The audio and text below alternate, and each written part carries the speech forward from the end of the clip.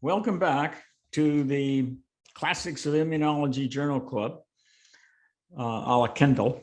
And before we get started, I just want to remind you to, if you like the video on the YouTube channel, please like it and then click on the bell to get notified for more. And then also scroll down on the YouTube site, look at find my website, the link, and click on that, and then click on the writing tab, and you'll find all of the classic papers that are there, and you can just read and read and read, and it's really fun. And then also check out my Twitter feed as well as my Instagram site, and so we'll go from there. Okay, so today we are now ensconced in 1982.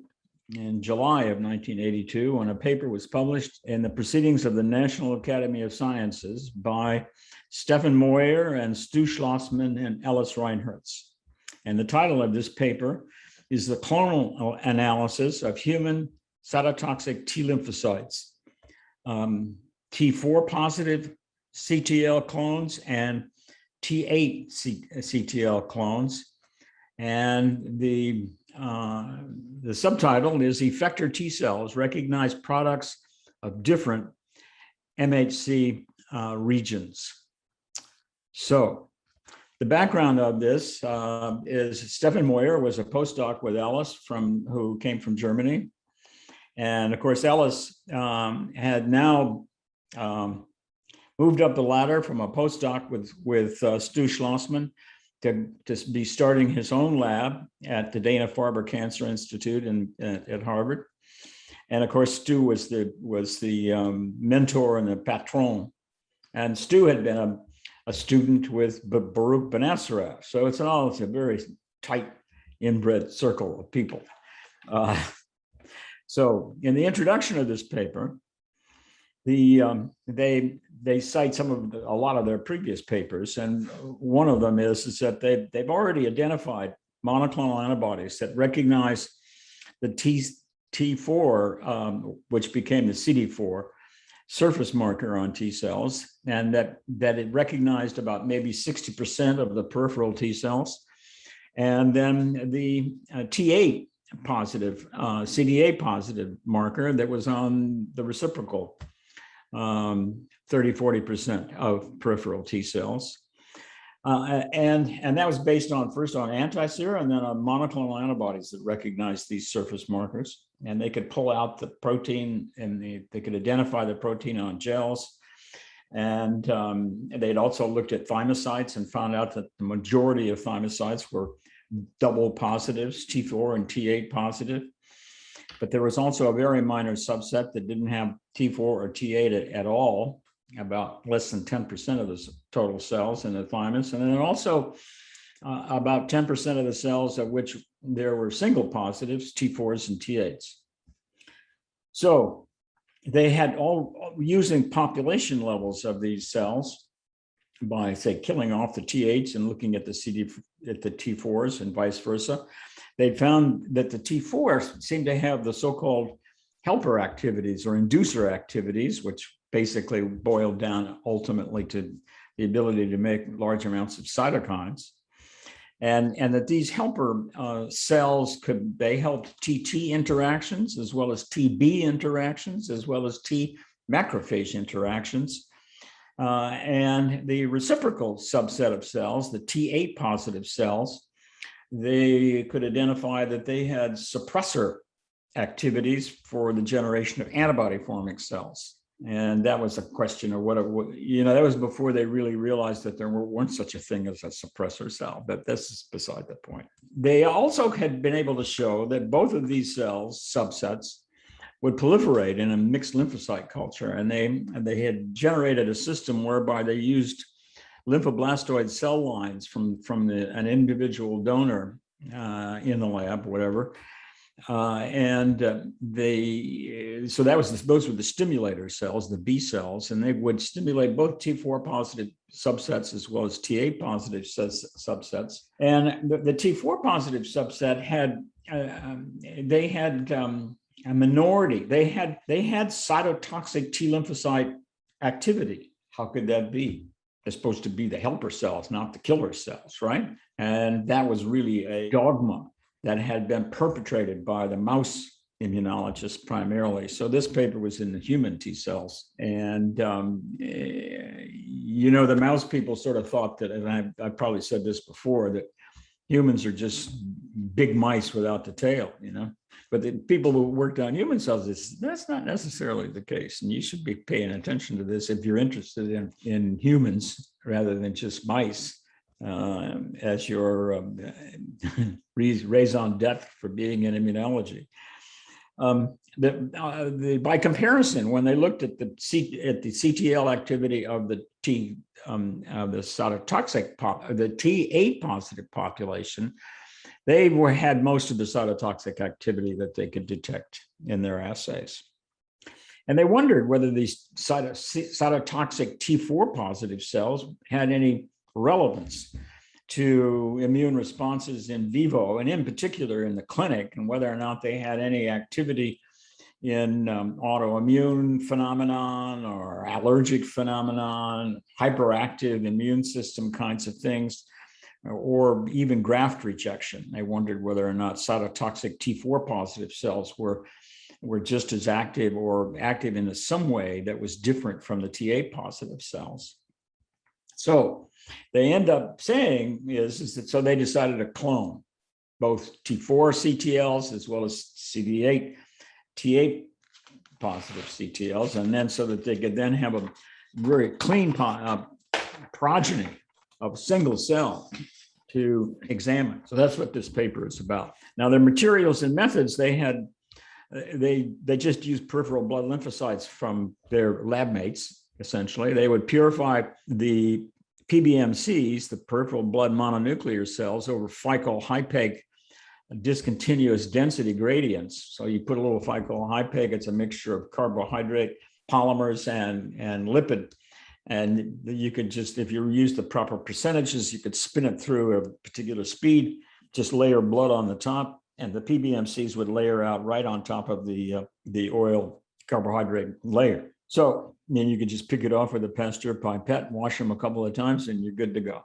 So they also had as I said, the EB virus positive B cells. They also had, through collaborations at the Dana-Farber, they had HLA typed target cells that they could use in CTL assays. And they also had antibodies to different HLA types that they could use to see if they could block their CTL activity. And they also had, now at this point in time, it was a couple of 3 years after they initially published papers on having mouse monoclonal antibodies reactive to all these different T cell surface molecules. They had anti-T3, anti-T11, and anti-T12, and those were all pan T cell antibodies that would recognize all the T cells in a human, but no B cells or monocytes or anything else. Then they had anti-T8, they had a couple of varieties of those, and anti-T4s, a couple of varieties of those. And they also had anti-IA monoclonal antibodies, which would be then against class 2 MHC, as well as anti-HLAs against the class 1 MHC. So in order to make their IL-2, which is what they needed to do, is to grow these T cell clones, a la Kendall, they activated human PBMCs with a combination of PHA and PMA, 4-ball myristic acetate, because John Ferrar at the NIH had shown a year or two previously that if you added PMA to PHA, you could markedly increase, about 10-fold increase the amount of IL-2 or TCGF that you could get out of these cells.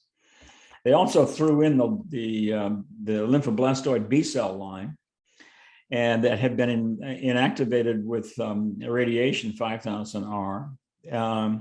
They'd culture those cells for 2 hours, and then they would wash those cells extensively, is what they said in the text, and then they put them back in tissue culture mediums, RPMI 1640, with just 1% human serum.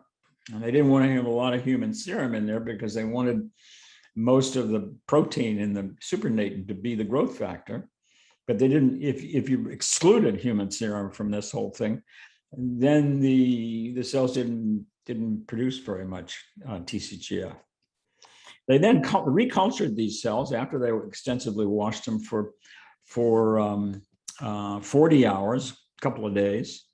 They would then filter in an Amicon or in a 0.2 micron filter, and then stored at 4 degrees. So then, in order to make their T cell clones, they would do a mixed lymphocyte culture between the PBMCs from one individual against the lymphoblastoid B cell lines that they had.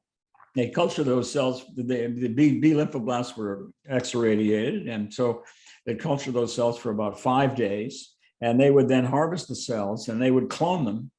And they used 2 different methods to clone. They used the tried and true old-fashioned method of soft agar, 2 layers of soft agar, so that they would dilute out their cell populations. And what they would then be looking for after growth in the incubator would be individual colonies that they could then pick with a Pasteur pipette and then grow them up and then characterize them.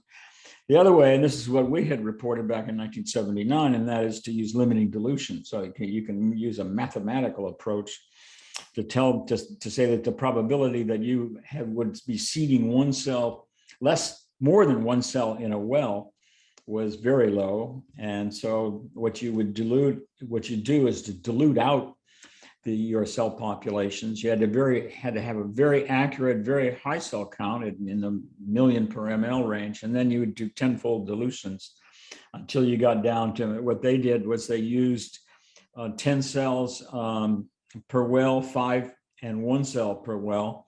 They initially used Terasaki plates, which were these little, they're about this big, that had tiny little wells in them that were used for tissue typing. And Paul Terasaki was a very famous transplant surgeon or transplanter. And then they would put a feeder cell of irradiated B cells in those plates. They'd culture them for a week or so, a week to 10 days. And then they would pick out individual wells. They would then transfer them to 96 well plates. And at that stage, they would then add IL-2, 5% TCGF conditioned medium, plus the B cell lines as feeders, radiated B cells, and they'd culture them for 7 days in the 96 well plates. And then they would subculture them to higher cell densities or bigger vessels after about 7 days. And they found that they had about 40 positive wells per 100. And that they said in their text is that gave them a calculated plating efficiency of about 90%, which was sort of like what we had when we did limiting dilution analysis of the mouse cells. Then in order to test these cells for their cytotoxic activity, the chromium release assay was used. And together with the clones, they could use monoclonal antibodies to the different surface markers, T4, T8, HLA, class 2 MHC, and so forth and so on. And they would add them for 30 minutes to their killer cell populations, and then undergo a standard 4 to 6 hour cytotoxicity assay, chromium release assay with chromium labeled target cells. So in the results of this paper, they had 22 positive clones that they tested that were either T4 or T8, but not both. And 15 out of the 22 were T8 positive, which gave about 68, that calculates out to 68%. And all of those clones were cytotoxic. And then conversely, they got 7 out of the 22, or about 30%, that were T4 positive. And of those, only 2 out of 7, another 30%, were cytotoxic. But clearly, if you believe that they were clones, they were, this was really the first proof that T4 positive T cells could be killer cells. So let's do some screen sharing.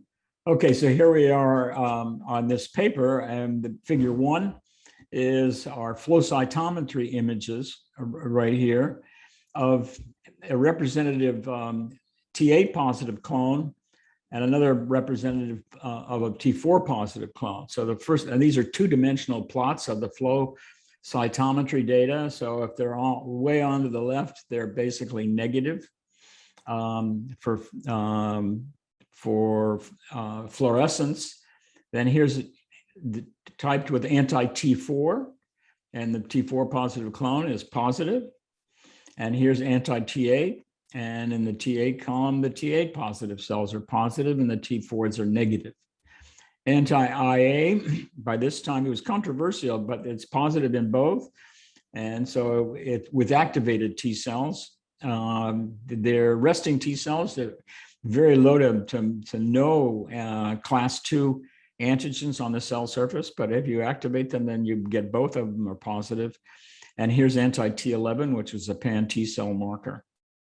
So those are the kinds of data they had in their clones. And here is is a representative cytotoxicity data in figure 2 here, with an effect percents the chromium release over here on the y-axis, and then an effector to target cell ratio on the x-axis. And you can see that even at a 1-to-1 ratio, they're getting about 20-30% killing, both with CD4s, CD8s, and CD4 positive cells. So these cells were clearly cytotoxic. You didn't have to get up to 100-to-1 killer to target cell ratio. And these kinds of killing was unheard of using populations of cells. It shows the power of the clones.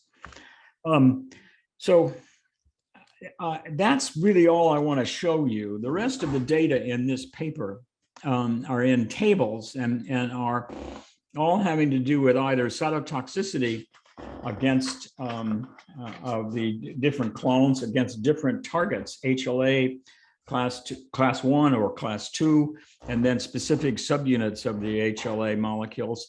And it really gets into the weeds, and that's the proof they have that these things were clone specific. They also subcloned clones, and they found all the subclones to be the same as the original clone. And so that was that. And so I'm going to stop the screen share now. In the discussion of this paper, what they say is for both the class 1 specificity of the TA positive cells and the class 2 specificity, MHC class 2 specificity of both the killing as well as the blocking antibody experiments that I didn't show you, they said they basically show that these cells are really truly clones. And they go on to say in the discussion that this was not necessarily without precedence, because in the mouse immunologists have, since going back to 1975, so this is 1982, so 7 years previously, there were 2 papers that came out, one by Paul Chieslo in Nature, and another one, and the people from the Sloan Kettering and Lloyd Old and his laboratory, and then another one by Harvey Cantor in the JEM in 1975, saying that there were surface alloantigens that could recognize subsets of mouse T cells, and one that they called that its name was LYT1 positive, and another one which was LYT2 positive. They said they recognized reciprocal subsets, just like this T4 and T8 story in the human. And they thought that LYT1 was specific for the so-called helper-inducer subset. And yet Leonard Herzenberg in 1980, just 2 years prior to this Reinhardt's paper, had shown using flow cytometry rather than killer assays with chromium labeled target cells and antibody plus complement.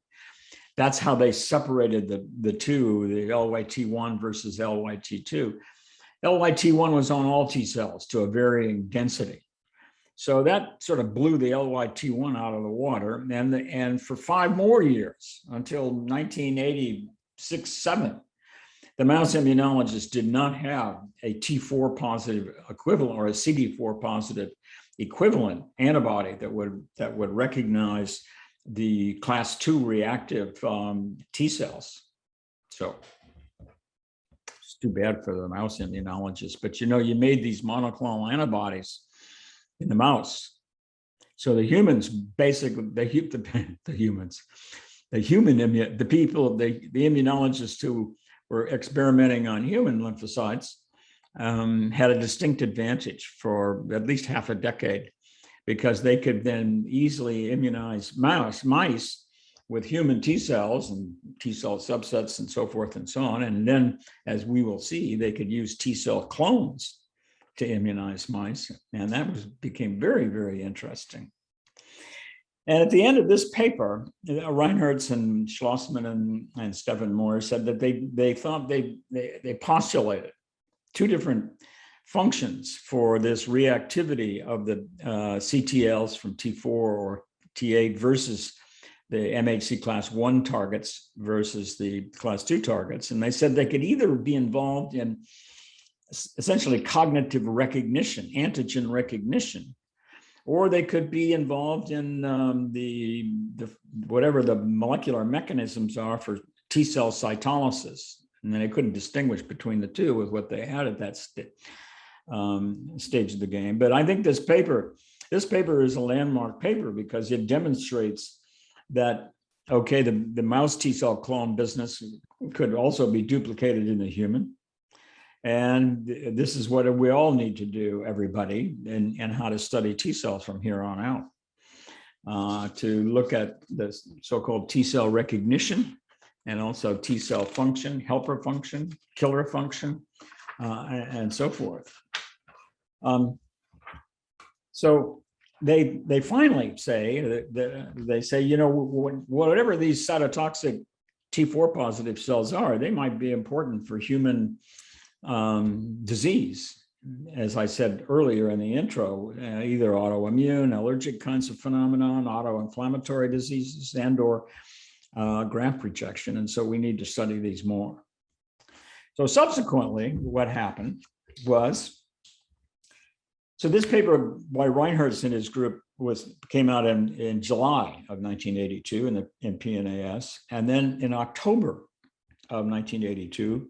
There was a paper by Steve Shaw from the NIH saying that in the human, he also could find cytotoxic T4 positive cells, but he didn't have them cloned. They were in populations, but he proposed at the end of his paper that perhaps these T4 positive CTLs, so he did it as well as Reinherz, maybe they whatever it is that these T cells have is an antigen recognition structure on the surface of the T cells. And maybe this is the TCR we're looking at here. And so that was a speculation in October. Soon thereafter, Reinherz and Schlossman sent a review paper to Immunology Today that was published in January of 1983. And that paper proposed a model for the T cell antigen receptor that was based on data that they had at the time, both with T4 positive CTLs as well as T8 positive CTLs. And they postulated that the T4 molecules on the surface of the T cells, CTLs, and the T8 molecules act as co-receptors for the T cell receptor itself. And so that was the first, essentially, and they have a little cartoon in their paper. That was the first correct model for what the T cell receptor was comprised of. And the other thing that happened was that it looks as though that the immunologic community is really sort of forgotten is that there is such a thing as a CD4 positive cytotoxic T lymphocyte subset. And so both the T4 and the T8 were postulated by Reinhardt and Schlossman to be involved in MHC restriction. And we'll have a lot more to say about that as time goes forward. So that's the end of that. Don't forget to like the video, check on the bell, check out the video, my website and so forth, and come back next week. Thanks so much. It's been great.